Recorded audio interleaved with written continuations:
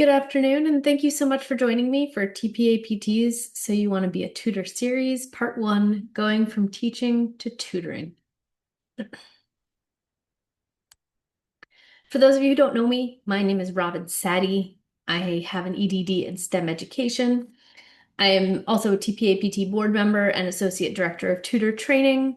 I've published a few books on test prep, including uh, 28 ACT science lessons, ACT science for tutors, and ACT English for tutors.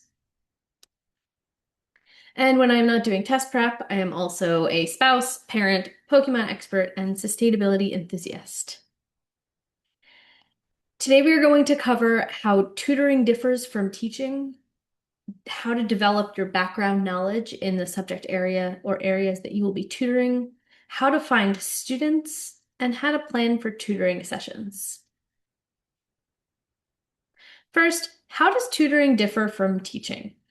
And the way I explain the difference between tutoring and teaching is I think back to when I first started teaching, I was all ready to start teaching, but I had about a 6 month wait time until my job started. So what I did was start tutoring in the hopes it would give me some experience and I could get used to doing some teaching before I stepped into the classroom. I then stepped into the classroom for my first teaching job and found that I knew nothing. Teaching is tutoring 30 different students all at the same time without resources and without flexibility, and often with a lot of sometimes overbearing oversight. Now, that's not to say that tutoring is easy, it is different. But as a teacher, you already have a lot of the skills and then some that will make you not just a tutor, but a great tutor.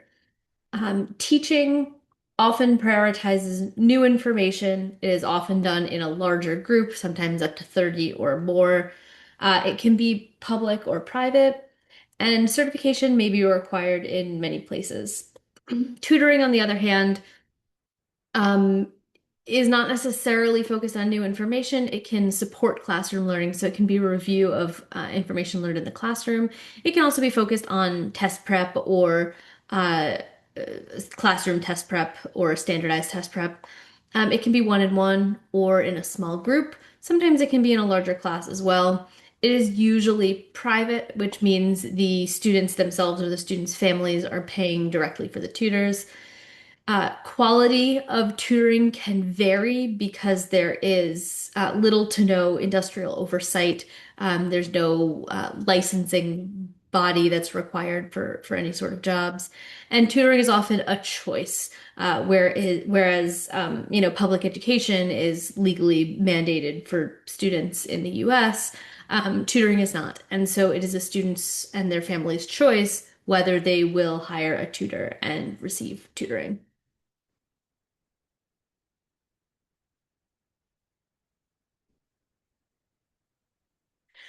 Some other ways that tutoring differs from teaching, you might be running a small business or working for another business, but you are not going to be working for a public school.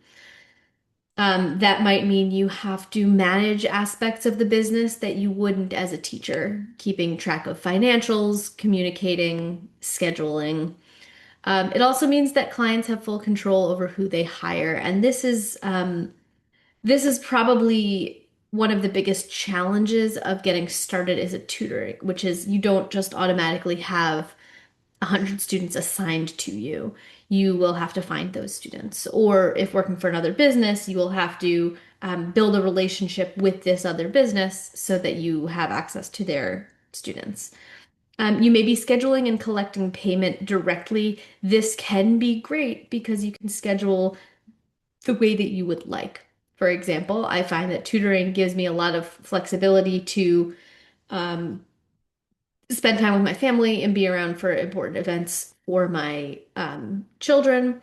The downside is there are challenges scheduling. It can be really challenging to figure out how to make everything fit. You will hopefully one day find yourself in a situation where you have students competing for your time and you're going to have to turn some students away.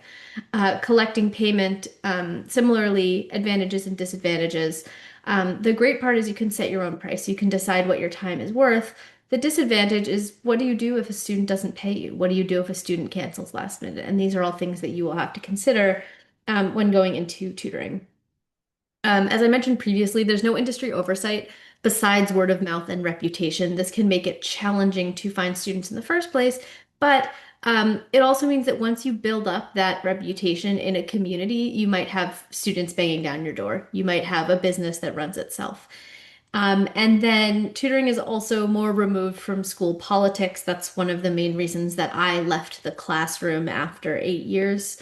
Um, and many tutors have a similar story, especially those who came from the field of education previously.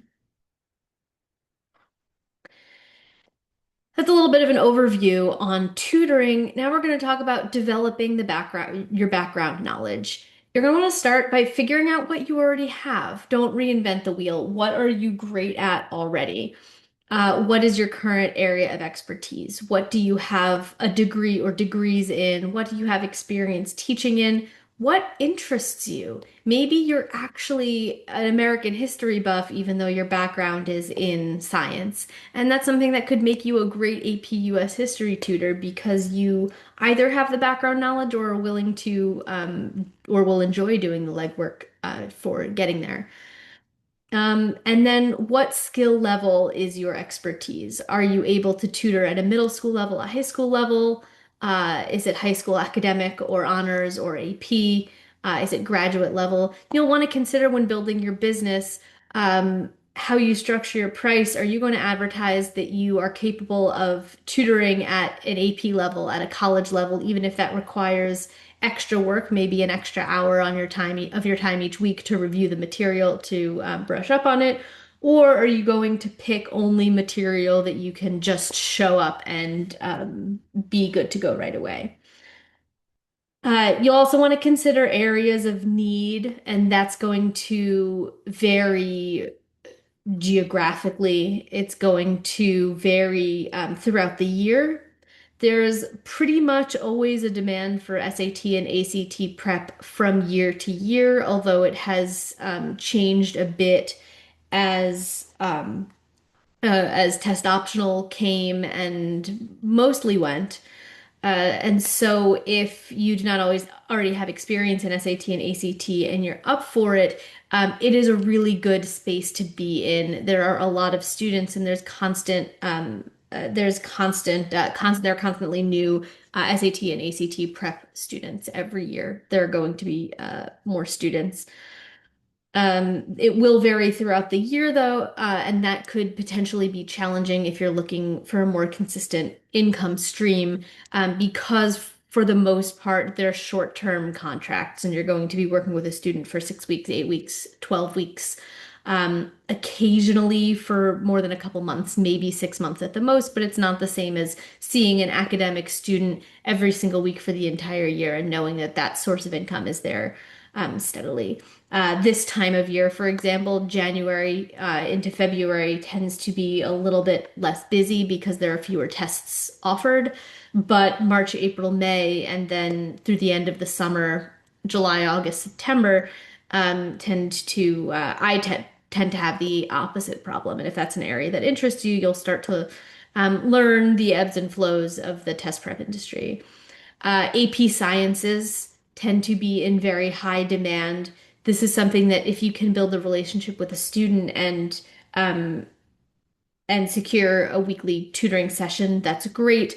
If you are good at it, your name will flow freely throughout that school, and the business will keep coming. Um, the challenge with that is often academic students feel secure in the moment. They've gotten their question answered. They got a couple good test scores, and they decide, I don't think I really need tutoring anymore. Thanks. And then you will either never hear from them again or hear from them in a panic and say, hey, I have a test coming up tomorrow and I need help now.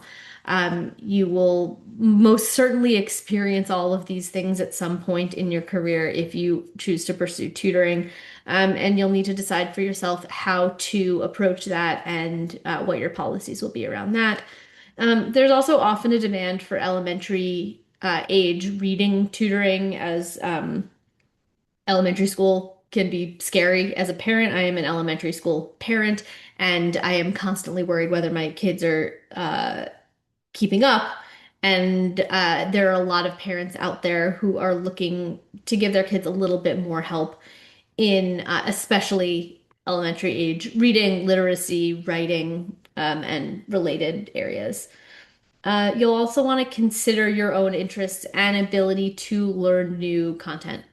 If you are a fast learner, maybe you're a fast learner in a certain area, that could be something great for you. If it takes you, let's say just struggle with picking up advanced math concepts. You might want to avoid that unless you're willing to put that extra work in or have a student who's willing to pay for non-instructional work time, which that does happen occasionally, where you'll have someone who's willing to pay you for prep time outside of sessions. And then what interests you? What do you find fun? What do you enjoy doing? What do you enjoy talking about? How do you enjoy students? In what way? If you're looking to break into SAT and ACT prep, how do you develop that background knowledge? And the short answer is practice. The long answer is practice too, but with some more specific details on what exactly that entails.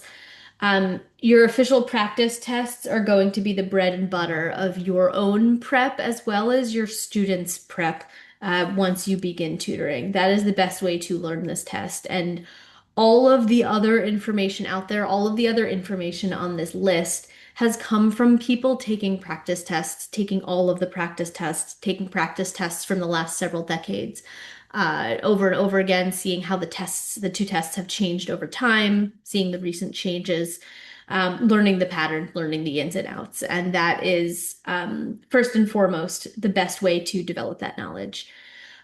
If you would like more information or if you would like to streamline the process so you are not reinventing the wheel, you can look at some other materials like official practice books, like the College Board official Blue Book, the ACT official Red Book have some strategies.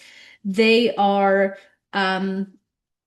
varying degrees of useful, and you'll find some stuff that is a great some things that are great strategies work really well and you will carry throughout your tutoring for the next 20 years, and you'll find stuff that you will never think of again and never explain to a student a single time. And you'll find that with a lot of strategy and a lot of information that you'll find. It's going to be up to you with your own practice and your own taking practice tests and your own experience working with students throughout your tutoring practice to figure out what works best. There's also Khan Academy, which has a lot of great free lessons for students on the SAT. And I'm specifically giving you this, even though it's only SAT, because there is a lot of overlap between the SAT and ACT. They are not identical, but they are similar. And if you are an expert on the SAT, you're probably going to pick up the ACT pretty quickly, and vice versa. But there are some differences. You'll want to consider third-party prep books. Obviously, I would recommend the ones that I've written because I found that there was a gap in the knowledge base out there, and so created material to fill that gap. However, I am clearly biased and talk to people, talk to tutors, ask around, see what works, read Amazon reviews. There are third-party tutor training programs. Once again, I highly recommend the TPAPT one, though of course I'm biased in that matter. I made the tutor training program that I wished I had and that I would like anyone who works for me in the future to take. Um, and so look into that, see if that works for you. Sources like Reddit, there are a lot of really serious test prep students who spend a lot of time on Reddit discussing the nitty-gritty of strategies, and you can find a remarkable wealth of information on the test prep subreddits. Other tutors should probably be at the top of the list. Networking for other tutors, whether through TPAPT or um, through other sources in other areas. Um, Local tutors, the people around you, see who you can meet for coffee. And if you've ever met an SAT tutor, especially one who owns their own business, um, I think so far I'm trying to see, I'm pretty sure 100% of the SAT and ACT tutors I have worked with previously who also owned their own businesses loved talking about test prep and running a business. And so there are people there that are just waiting to be asked to explain strategies, to explain how to prep, to explain how to run a business. And then you can also get a significant amount of information working for another country, although there are pluses or minuses to that. That's how I got my start. I worked for a big box company. I took their training. It was a 1 day training. I was freshly graduated from college with no teaching experience. And I got started tutoring. I worked with my first students. I learned a lot about what worked and what didn't work. As far as the strategies, many of them were very, very helpful, although they were very generic, as you would expect from a big box company. They worked for many, many students. They do not work for all students. And so that's a really solid way to make a foundation. If you're willing to give them your time, potentially at the cost of delaying your own business building. Now, the biggest challenge, how do you find students? It's easy to say, okay, I'm a tutor, hang a shingle outside that says you're a tutor, start a Facebook page or an Instagram account. But how do you actually get students? How do you get students either literally walking in your door or inviting you into their homes or meeting you on Zoom on a weekly basis? The most helpful thing you can do, the number one thing you can do, is leverage current networks that you are a part of. And this is advice that I hear from almost every tutor that I work with. This is advice that my mom would give you. Talk to the people around you because there's already some level of trust. Be confident, whether you are truly confident or not. Tell them what you have to offer and talk to the people around you, whether it's people at school, people at your kids' school, people that you encounter while your kids are in school. Like my kids are currently elementary age kids, but I do have enough interaction with high school age kids, whether it's through elementary school mentoring programs. Or through just families in the community. Talk to people in your synagogue, church, temple, people around you who you encounter and you talk to anyway. Ask around and see who needs tutoring. Who needs tutoring and what? Does anyone need a tutor? You don't need every single one to come back to you with business, but all you need is one, just one to get started. And then think about hobbies. Where do you go? Where do you spend time? Are you a member of a gym and you do group workouts and you're starting to know everybody?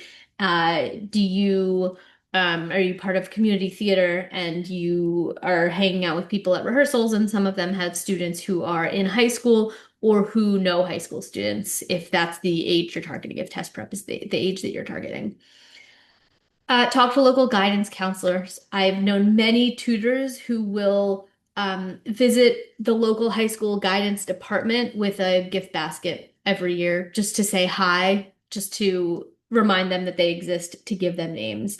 I have gotten a lot of business from guidance counselors because, believe it or not, and it's easy to forget this, guidance counselors want to help their students and are often looking for tutors. It's not easy to forget they want to help their students. We all know that. It's easy to forget they are often looking for tutors, and sometimes they are desperately looking for a name that they can recommend to their students to help their students be successful. And so be that name. And I keep getting contacted by guidance counselors in a place that I haven't lived in 6 years because they still need, they're desperate for AP chemistry tutors in the Pittsburgh area, which was my experience. Um, Also, again, network with other tutors. They may have extra students. They may have students in areas that don't suit them. My expertise has always been in science and ACT science, in addition to general SAT and ACT prep. And so if there's anyone who was not comfortable with any of those subjects, they would send a student my way. And I would do the same. I would never tutor, say, history if I wasn't absolutely forced to. And so I'm also constantly looking for people to do that. There are some subject areas like AP Physics, for example, AP Calculus. Uh, those are probably the big ones where um, I could help out if I had to, but it would require a lot of legwork and a lot of extra time on my part. And unless I really need to fill my schedule, I'm usually not willing to put in the time. And so it's nice to be able to say, hey, I'm sorry I can't help you out, but here's someone else who can. And tutors really like helping other tutors, or times when their schedule is full and they need to pass on a student to someone else. Um, so leveraging your current networks, the people around you, the people in your city, the people in your town, the people at your gym is the best way to get started. And then word of mouth will keep you going. If you get started and you work hard and you really build those relationships and get those results, improves test scores, you will have students banging down your door wherever that ends up being. I work online. I networked with one other tutor who ran a business in particular somewhere that's 1,000 miles from where I live. I had a few great success stories in one particular town, 1,000 miles from where I live, and I have a steady stream of students coming from that one area very far from here because of that one tutoring network or the one tutor in my network that helped me get started, gave me a leg up, and it's has snowballed from there. So just you just got to get started. You just got to get your foot in the door. There are also online tutor matching services that I have used when I was really looking to fill my schedule, like Wyzant or University Tutor. Those I, now that I have my business built up, I do not use anymore because they take a huge percentage of tutoring fees, sometimes up to 50%. They are often full of bots or scams that you have to filter through, and sometimes it can be hard to find actual students. But I have gotten some students there, and I have gotten students that led to other students. It was there for me to find my first few students that led to a couple more students. Not as successful as word of mouth, as building my personal relationships, but it was something, and it gave me some tutoring experience. And you can also consider, as I mentioned previously, working for a big box company. It will get you work, it will get you experience. However, they often don't pay very well. When I graduated from college, I was getting $25 an hour. Uh, I'd say between 25 and $50 an hour. Uh, I don't know if they've changed those prices. Hopefully they have, but you can earn much more on your own depending on where you live. Many tutors in my area, which is suburban New Jersey, are charging $150 to $200, sometimes more. In lower cost of living areas, you are likely to see $70 to $120, uh, a lot more than you get for a big box company, but the big box company gives you business, they give you students. There's also a risk of a non-compete contract. For this particular company that I worked for when I was right out of college, I signed a contract that said I would not do any SAT tutoring for 1 year after my contract ended. And so that is a potential challenge if you choose to go that route, but it gave me invaluable tutoring experience and background knowledge. Some other considerations when finding students. How do you set your price? Ask around about local prices. See what people are paying. If you price yourself too low, you undermine your credibility. And this is a mistake that a lot of new tutors make starting out, and a lot of 20-year veteran tutors still continue to make. It can be really hard to ask for money. But consider that if you are the cheapest one in town, people are going to want to know why you're the cheapest one in town. You also don't want to set it too high. You could potentially scare students away. It could be challenging for certain students to afford your tutoring. You may be losing out on students that way. My sort of rule of thumb, what I like to carry through my business is that um, I would rather some students pay twice as much and some students pay nothing if they can't afford it, because there are students who can afford your high prices, ask for the money. And if you are interested, it will then give you the flexibility to also support pro bono students on your own terms. You can consider packages. Packages offer some stability, some a reliable income stream, say 4 sessions, 8 students, 10 sessions, 8 sessions or 10 sessions, sorry. Paid for up front. Um, I I don't prefer this because I find it difficult to manage and to keep track of, but there are many web-based tutoring platforms that can help manage this for you. And it helps people feel like they're getting a deal. You can offer a small percent discount if the bigger the package. Some people feel like they're getting a deal, and that can help people purchase. It can also help secure bigger commitments than you might have otherwise. Keep in mind that some parents are always looking to negotiate. It doesn't matter what your price are. There are certain people who are going to try to get a lower price out of you no matter what. And there are some parents who like to brag about paying a lot and who like having the most expensive tutor in town and who like saying to their friends, I spend $200 an hour for my kids' SAT tutoring. Leverage that, use that, find those people and take their money and also tutor their children. You'll also want to consider your cancellation policy, and this is something that can be a thorn in the side of many tutors. There are going to be students who cancel inconveniently for you for whatever reason. And many tutors don't want to risk, let's say, punishing a student who went home sick in the middle of the day and is throwing up and can't make their tutoring session, but also don't want to keep losing out on the business of someone who emails you week after week halfway through when the session should have started and says, "Oh, we forgot so and so had a doctor's appointment scheduled for several weeks and we just forgot to tell you, sorry, no tutoring today." Because that's an hour of your time that you're not going to get back and that you're not getting paid for.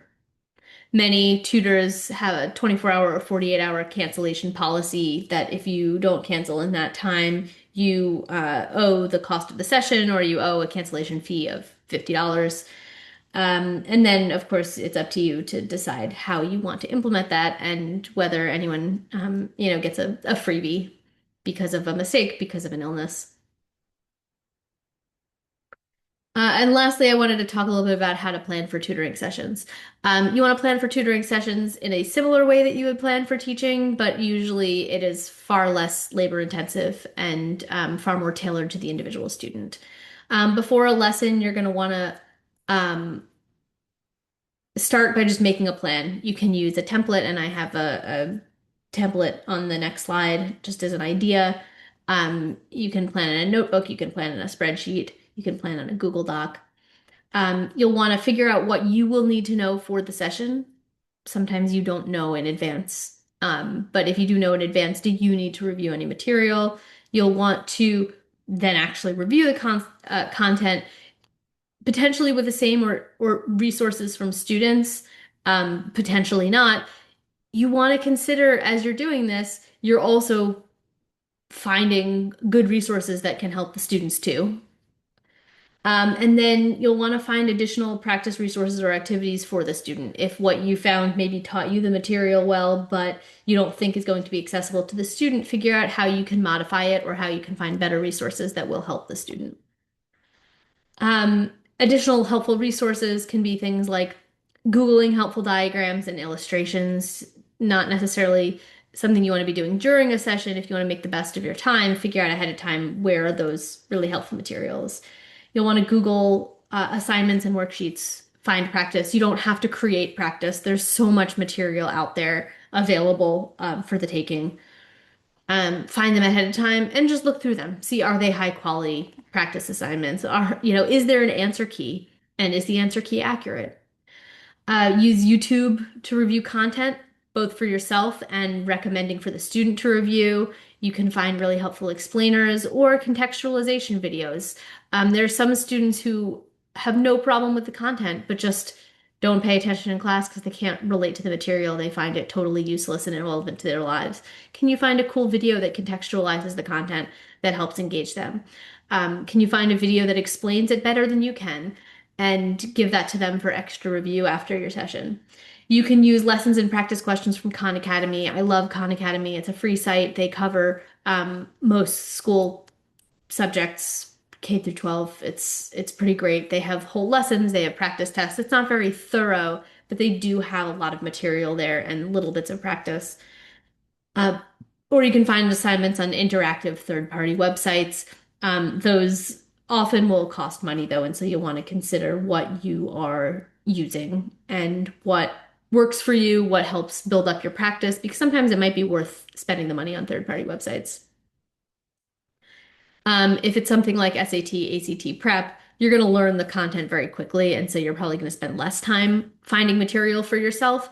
But it's still useful to have a folder on your computer of helpful resources and helpful review materials because some of the Khan Academy stuff is great. Some of the Khan Academy stuff is limited or not so great. Figure out ahead of time what's great and where there are gaps in your own collection of supplemental materials that you can fill in, and over time, you'll start to build these materials out so you're spending less time and effort uh, planning for sessions. And then you'll want to make sure that you are taking notes during and after sessions to, again, just make the best use of your time. It'll help you track data. It'll help you track progress.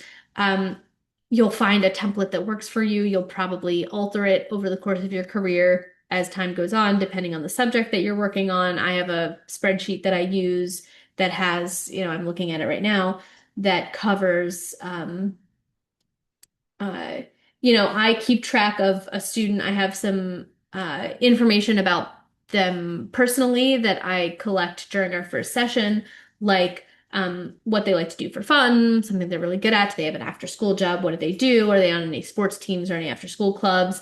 What math class are they currently taking?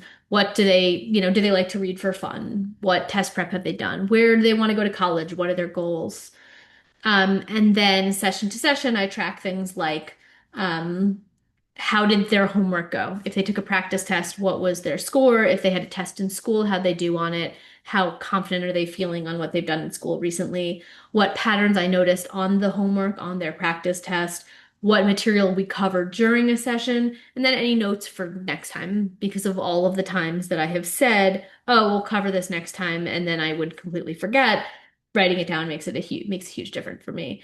And that helps with your own accountability and making sure things get done in the future. It's also helpful for figuring out what activities and strategies work or didn't work in the long term. So you don't reuse that same review video, reuse that same worksheet that ends up just not being that good. Here's the example of a template that you might use, the date of the session, what unit or topic it is, which content the student mastered in your presence, what strategy they mastered. Whereas content would be something like solving systems of equations, strategies would be more like how it's done, like using the Desmos calculator on the SAT or uh, using process of elimination to answer a really tricky reading question. Which content you'll want to revisit, which strategies you'll want to revisit, how are you going to um, how are you going to ensure accountability for these things? And that could be something like check up on next week's practice test, check up on next week's homework, um, offer a question or two at the start of next week's session as a review and also a test for whether the mastered content stuck. And then, of course, room for anything else you want to write down. Again, you'll find what works for you and you'll use it and you'll keep refining it, and your own template will be gold for you and your business. So that's how to get started tutoring. It's a really great space to be in. I highly recommend giving it a try. I know teaching can be a lot or more than a lot. It can be too much, way too much. But if you can pick up just one or two students a week, you can dip your toes in the water and see how you like it, see how it works for you. Do you like tutoring? Do you like collecting $100 in cash twice a week? How do you feel about your ability to get more students? Do you think you could grow this into a sustainable business? In summary, tutoring has more independence but less consistency than teaching. Develop background knowledge by taking practice tests first and foremost, reading and then reading some more. whichever sources work for you. Find students by using tutoring services, working for another company, or most importantly, leveraging your local networks. And plan for tutoring sessions ahead of time to optimize session time and track data to make future planning easier, and it will get easier over time.